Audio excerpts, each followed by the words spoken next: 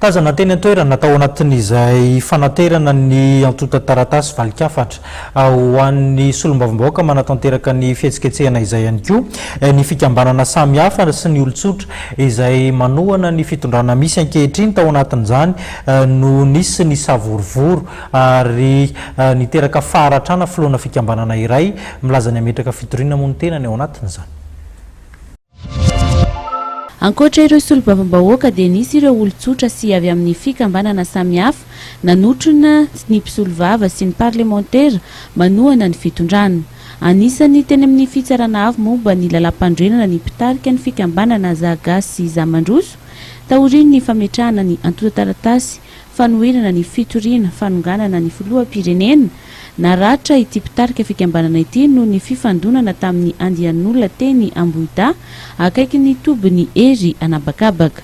Avy nanaratra an'le rekety ny fiarovatena ny filoha teny amboda tao amin'ny ACC dia teo zany efa tsy karotra ireo olona ireo teo ampitan'ny polisy teo. Ampitan'ny polisy teo zany zareo zara mbola nanantona satria olona fakafantatra. Dia nisy bandiray nanantona na dia ahoana raprezy ahoana fandehany dia aleo zay hiala. Dia nisy ray fahatelo ndray koa nanantona dia namana dolo ireo. Nandeha zany nidina dia tsy karotra ohatra manaraka zareo. Misy endalo nanaraka dia rola mandeha moto. Dia rehefa teo amin'ny miaramila teo taty amin'ny ministera izy iny dia ohatra ny somary nijanona dia ohatra nijanona kory zareo.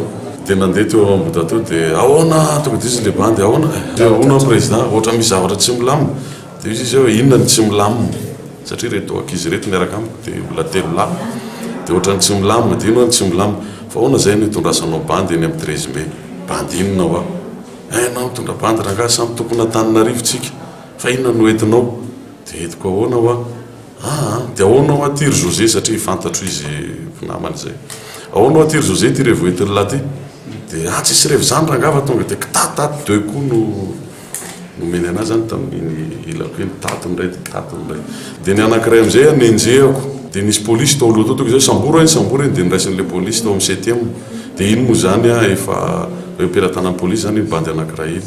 Nilaza ny filohan'ny fikambanana Gasy fa hametraka fitoriana manoloana ny fikasihan-tanana niatra taminy. Tsy fidinonay no tsy maintsy hametraka fitoriana satria piraitan-drazan'ireo fa mba hametrahana zay tantandalana zay dia tsy maintsy hapetraka anao ampelantanana amin'ny tany filaminana ny raharaha rehetra sy ny fiarovana ny anay sy ny fanananay. Raha ny fanazavana olona iray no efa voasambotra tao anatin'ny raharaha fandratrana ny filohan'ny fikambanana Gasy.